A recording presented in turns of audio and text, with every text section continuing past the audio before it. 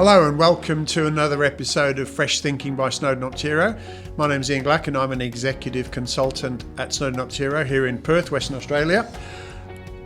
Today we're going to do something a little bit different. We're going to talk about the Cornish mining industry. That's Cornwall in the UK, and its impact on world mining. And I'm very pleased to be joined by Laurie Hassall. Laurie is one of our senior consultants based in the UK, and he's very well qualified to talk about this topic. Firstly, he's worked in the Cornish mining industry. Secondly, he lives in Cornwall, so he's very expert on the topic. So welcome, Laurie. Oh, thank you, Ian. Thank you very much. So, Laurie, why do we have a mining industry in Cornwall? And when did it begin? Yeah. And what's been mined there? Yeah, well, first of all, I mean, the mining industry in Cornwall sort of dates back to the Bronze Age. So, it's an ancient mining district, and most famous for its tin mining, but also copper as well. But the Bronze Age was really when the Cornish exported tin often to the Mediterranean, and that's the reason why it's famous. Has it always been underground mining? Predominantly, I mean, it started off with alluvial tin workings. So the Cornish geology is just right for tin mineralisation. So there's a granite batholith that underlies the whole of Cornwall and West Devon as well, and the granite has produced tin-rich mineralising fluids. So when would you say the peak of Cornish mining was? What era? You talked about the Bronze Age, but obviously the peak occurred later than that. Yeah, very much so. So tin mining extended from the Bronze Age roughly to sort of the Tudor period, and that was mainly through alluvial workings, open cuts, surface open cut workings. When was peak production? After the Tudor period, we hit peak production around sort of the late 1700s, early 1800s, and at that point it had switched to sort of copper production. So in Cornwall, we've got a gossinous mineralisation near surface. And all the mineralisation is contained within narrow lodes, fracture fill. So below that gossan, there's then other base metals, predominantly copper, bit of zinc and arsenic. So by the late 1700s, early 1800s, copper predominated. And then after sort of the 1830s, 1840s, workings became deeper, and tin again became the chief metal. So the chief output, 1860s, 1870s. I'm always minded of Poldark, and that's what they seem to be mining in the Poldark series as copper. Copper, absolutely. Yeah, that's right. So Cornish miners are known for their ingenuity. What are some of the innovations from Cornish mining? Oh, many. So, I mean, probably it's most famous for is the high pressure steam engine. So, a gentleman named Richard Trevivick, Cornish mining engineer. He invented the high pressure steam engine, and that was because in the early 1800s. The workings were deep enough that pumping was required. So a lot of water in a lot of the Cornish mines, and obviously they needed to get deeper. Tin mineralisation was below the water table. So by that point, steam engines were required to pump out the mines and to make them more efficient. So that was the biggest one. I mean that.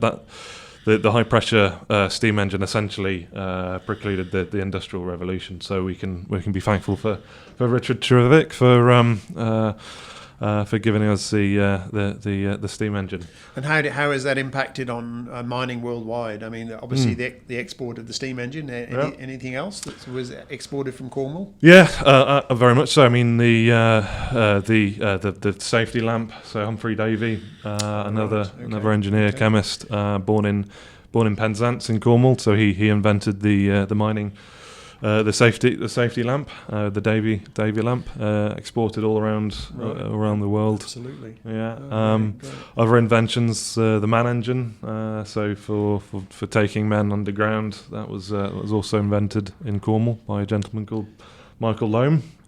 And generally, hard rock mining, it was, and that's what we're talking about here, is hard rock metal mining. So all those practices that the Cornish developed to extract metal from hard rock, from granite, were largely practiced in Cornwall and then exported around the world. So we had a mass exodus essentially from Cornwall to various corners of the world in the 1860s, 1870s, and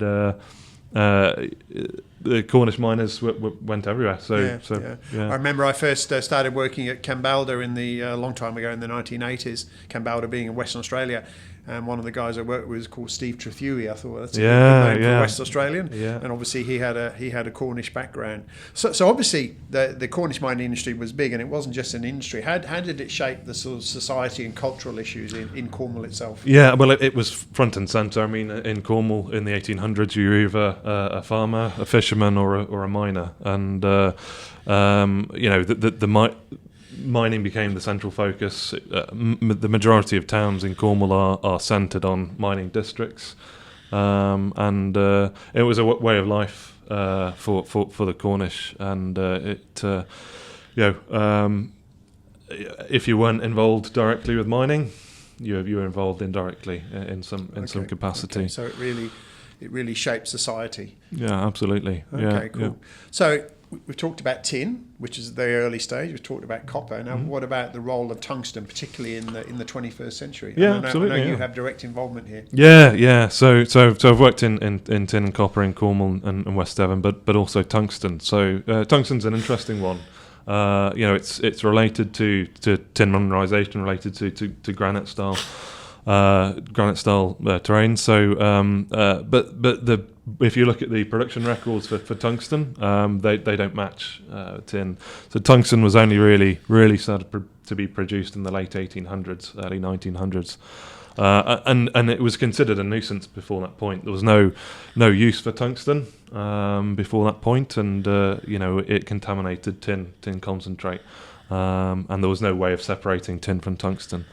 But fast forward to the early 1900s, there's a demand for tungsten, hardening steel, light bulbs, etc.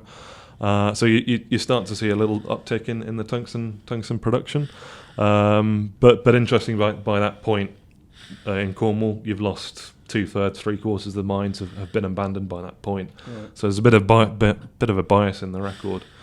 And the last tungsten producer was Castle-on-Dyness, which is just 5 minutes drive from my house. But fast forward to where we are today. However, it's a very, very different story. There's demand for tungsten, and I'm proud to say I've worked in the first new metal mine in Great Britain for 45 years. That was Hemerdon.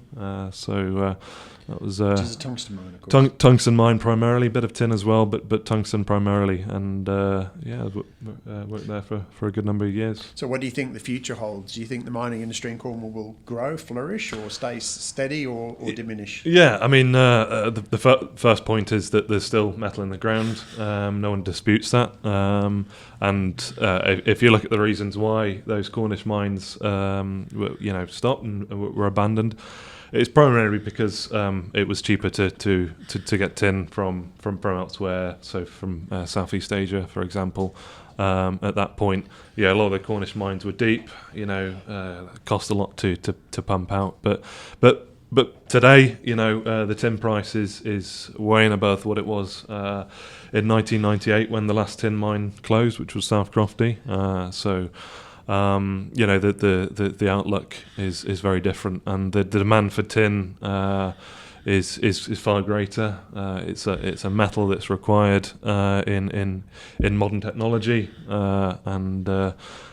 there's promise. There are obstacles, obviously, with developing mines in national parks. In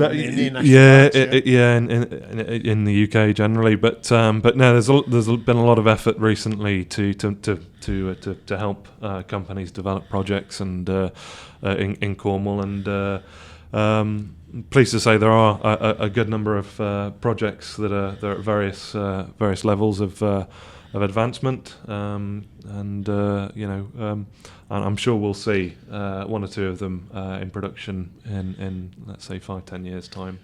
Excellent. Thanks, Laurie. Well, what I would say is if you're going to live anywhere in the UK, you should live in Cornwall. It's a very nice part of the world. It's really good, and it's good to understand the impact and the influence that Cornish mining has had on world mining in terms of technologies and the export of people. So thank you very much.